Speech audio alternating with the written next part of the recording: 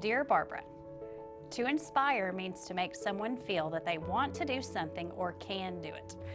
An inspiring person makes others want to do or achieve something. Over the years, you have inspired me. My earliest memories of you are when you served as a nurse during Advent's Vacation Bible School. You were happy to clean up scraped knees, bandage banged elbows, and soothe crying children. You were not intimidated by bloody noses, busted lips, or bee stings.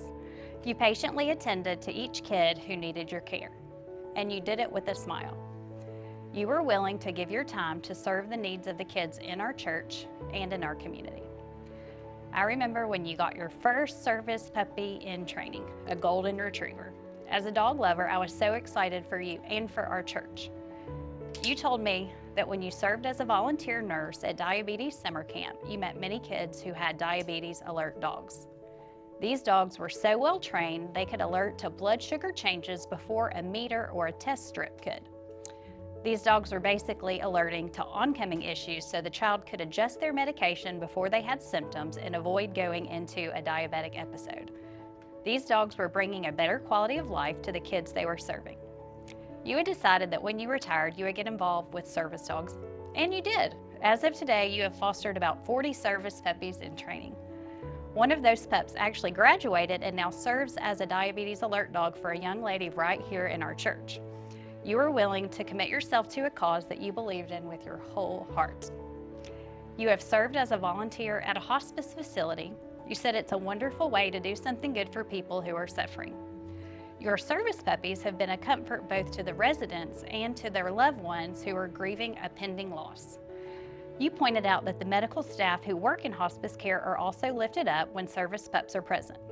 Although it seems like going into that environment would be terribly depressing, you're willing to do so in order to be a help to others. You've served as a docent at the Memphis Zoo for years. You attend numerous training meetings and seminars in preparation for serving in this role. No matter the weather, you show up to volunteer at zoo events. You're happy to interact with the public and educate them.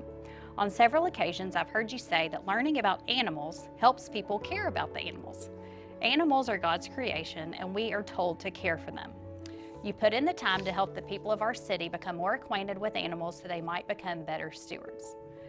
Over the past few years, you and I have traveled together quite a bit. Long car rides and hotel slumber parties allow time for deep and interesting conversations. Your wisdom shines brightly during these chats. Here are just a few of the things that you've shared that really stuck with me. When people lash out or treat you badly, it's usually because they're insecure or hurt. Just try to build them up. Some people are just prickly.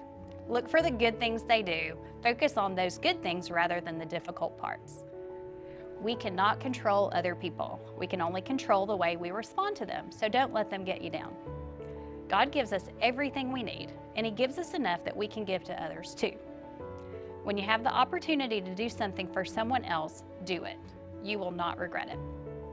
On one of our recent trips, I got very sick with food poisoning. Without going into unnecessary details, you took excellent care of me on the 11-hour drive home from Kansas to Memphis. I hope to never experience that again, but I was certainly lucky to have my own personal nurse to look after me while I was ill. Overall, your overwhelming spirit of generosity is what truly inspires me. You are always giving of yourself.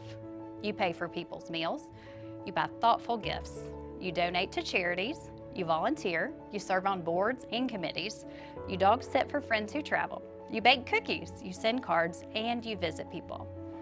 I've heard that you become the 5 people with whom you spend the most time, so maybe I ought to spend more time with you. I do want to be just like you when I grow up. You make me want to be more generous. 2 Corinthians 9:7 says, each of you should give what you have decided in your heart to give, not reluctantly or under compulsion, for God loves a cheerful giver. Thank you for inspiring me.